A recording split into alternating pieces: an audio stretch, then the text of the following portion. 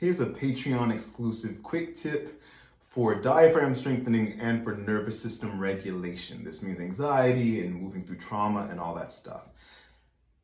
Complete the exhale. A lot of times when we're having difficulty breathing or we're in the midst of panic, what we want to do is try to pull breath in, but really what we need to do is let the trapped air out. I'm going to give you 3 things to consider. Number 1, learn to breath watch. Learn to be with the restriction in your breathing without judgment.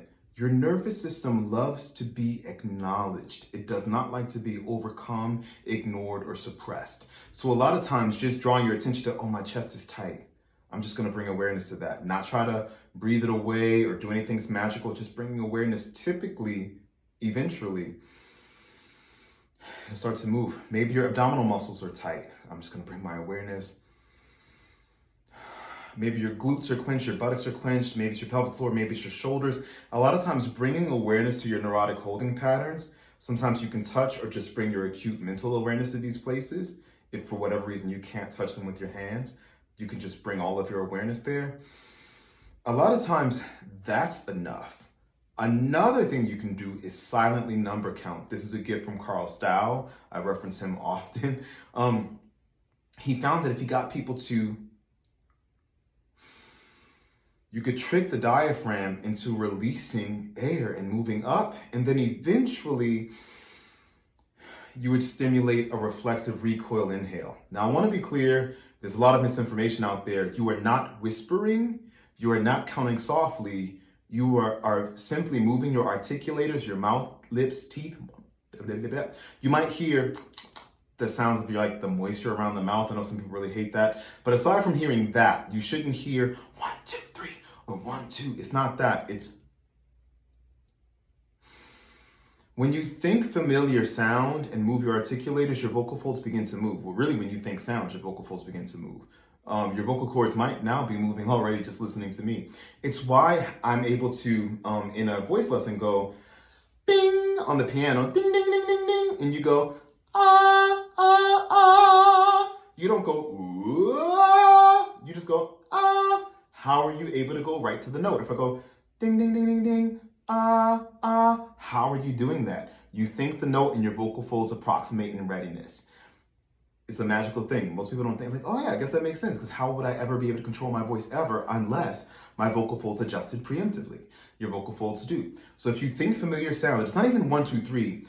Carl Stow found that he could have people recite poems or deeply meaningful things to them, but often they would end up going into, I don't know what to say. So he was like, count. And whatever language is most familiar to you, just count. And that was something people could do, and you can go into infinity. So as you count, again, bring your awareness to the places that are tense.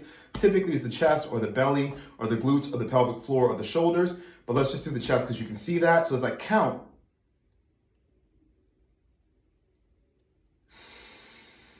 I was letting go of that trapped air, and then eventually the inhale came back to me. You get that?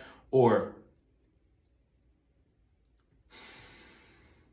so you silently count, and that will empty you gently, and you keep silently counting until the breath comes back.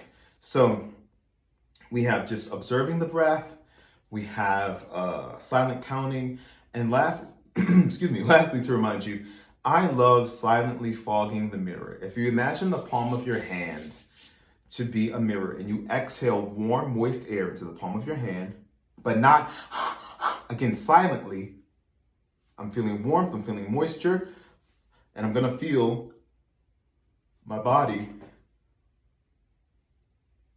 start to close. And when I'm empty, I'm just gonna relax.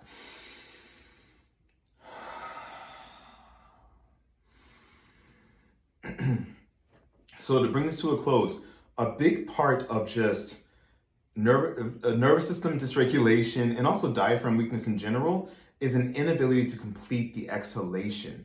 The diaphragm never completes its full excursion, and so we don't get that full exchange, that full release, that full massage, that full range of motion, etc. And it's a part of the fight, flight, freeze response. It's like, oh, what's coming? I don't know what's coming. I can't soften. I can't let go. But when we let go,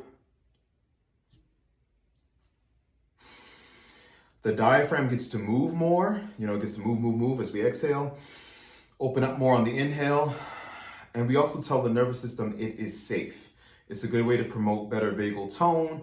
And of course, there are many things you can do. There are many approaches, but this is just one tool that is valuable for you as a singer, even if you feel like the most regulated person ever. But if you're having difficulty taking breath in, a lot of times the key is to let the trapped air out. This month, if you're in the $50 here, we're doing a full class on this. It'll be longer than 5 minutes. We're going to go into these techniques in more detail and more. I do think that learning how to complete the exhale is essential to mastering the breath and mastering your voice. And hopefully this will be a great place to start. If you work with this stuff forever, you'll be forever blessed by it. There's always a new dimension of release to be found. Experiment with it. As always, feel free to ask questions. I'll talk to you later.